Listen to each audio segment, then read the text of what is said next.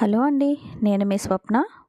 మసాలా శనగలు ఇవి మనం ట్రైన్‌లో వెళ్ళినప్పుడు మాత్రమే ఖాళీగా ఉంటామనేమో గానీ, ఆ శనగలు రాగానే అమ్మ ఒక పొట్లం ఇవ్వని అడుగుతాం. కానీ ఇంట్లో చేసుకోవడానికి మాత్రం ఇష్టపడము.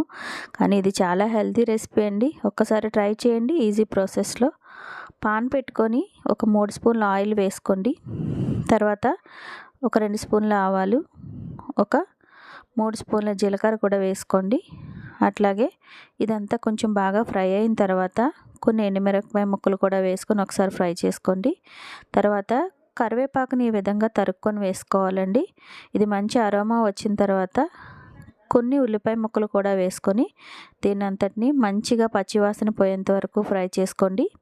తర్వాత ఇందులోని కొంచెం పచ్చిమిరపకాయ ముక్కలు, అలాగే కొంచెమంత టమాటా ముక్కలు ఇవన్నీ వేసుకొని ఫ్లేమ్ మీడియంలో పెట్టుకొని టమాటా బాగా మగ్గిన తర్వాత ఇందులోకి కొంచెమంత పసుపు, అలాగే ఒక స్పూన్ అల్లం వెల్లుల్లి పేస్టు, ఒక స్పూన్ జీలకర్ర పొడి వేసుకొని ఒకసారి దీని అంతటినీ బాగా కలుపుకున్న తర్వాత రుచికి సరిపడా కారం, ఉప్పు వేసుకోండి. ఉప్పు అన్నది కొంచెమే వేసుకోవాలండి. ఎందుకంటే ఆల్రెడీ మనం నల్ల శనగలు ఉడకపెట్టినప్పుడు ఉప్పు అనేది వేస్తాం కాబట్టి.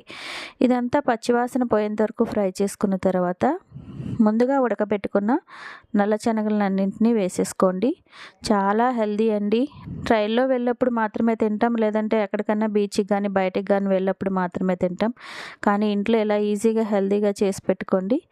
శనగలన్నింటినీ వేసేసుకొని అంతా బాగా కలిపేసుకున్న తర్వాత ఒక బౌల్‌లో వేసేసుకొని పైన కొంచెమంత టమాటా ముక్కలు, కొన్ని ఉల్లిపాయ ముక్కలు, అలాగే కొంచెమంత కొత్తిమీర వేసుకొని ఒక నిమ్మకాయ పిండుకొని చక్కగా పిండుకొని తింటూ ఉంటే ఉంటుందండి. ఆ టేస్టే వేరండి. ఇలా తాలింపు పెట్టుకున్న తర్వాత ఇవన్నీ వేసుకొని పైన నిమ్మకాయ తింటే ఉంటుందండి. భలే టేస్టీగా ఉంటుంది. ఇలాంటిది బయటికి వెళ్ళినప్పుడు కాకుండా మనం మర్చిపోయిన ఈ మసాలా శనగల్ని ఇంట్లో కూడా అప్పుడప్పుడు చేసుకుంటూ ఉండాలండి. చాలా బాగుంటాయి. ట్రై చేయండి. నచ్చితే ప్లీజ్ నా ఛానల్ సబ్స్క్రైబ్ చేయండి, సపోర్ట్ చేయండి. Thank you for watching. Bye. నేను మీ స్వప్న.